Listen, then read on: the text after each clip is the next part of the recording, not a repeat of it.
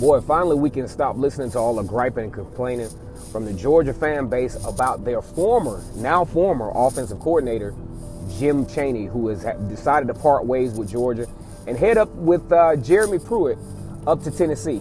Now, Cheney is not a stranger to the Tennessee program. Cheney has had a time with them.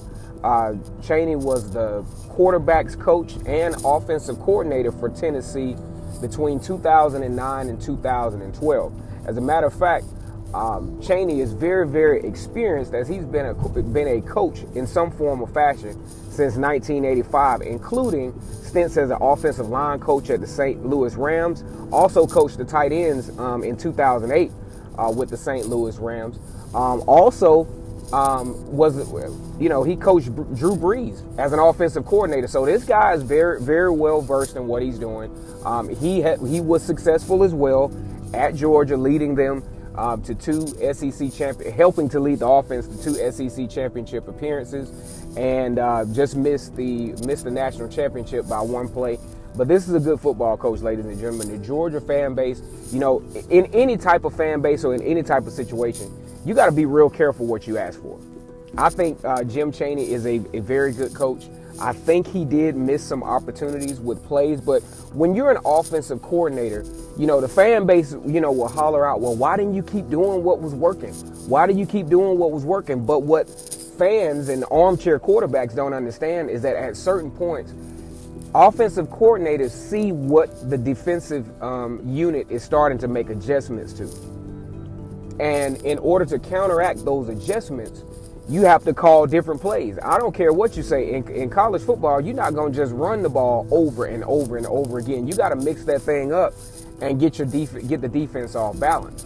But like I said, Cheney was highly, highly, highly successful with Georgia. Georgia only losing 3 games this year. Lost 2 the year before. Like I said before, consecutive SEC championship appearances.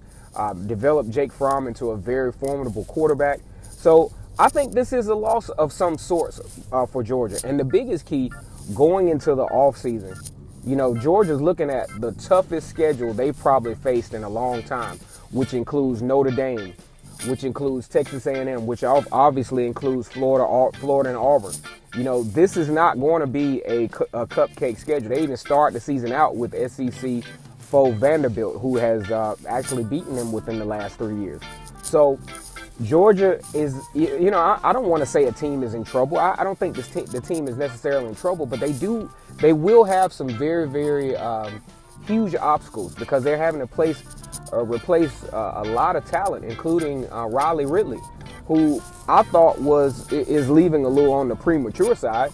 But, these kids make their decisions based on what they see as their future and things like that. So, I don't understand that move at all. However, Georgia faces some serious challenges as they attempt to, hire an offensive coordinator.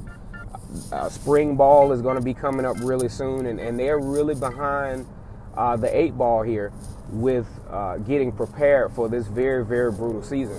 Once again, it's Case through the GOAT for Vernon Speaks Sports, and I hope Georgia fans get what they're wanting out of this thing, and that's a new offensive coordinator that can get them back to the SEC championship game. Don't know what more you want out of a coordinator. Take it easy.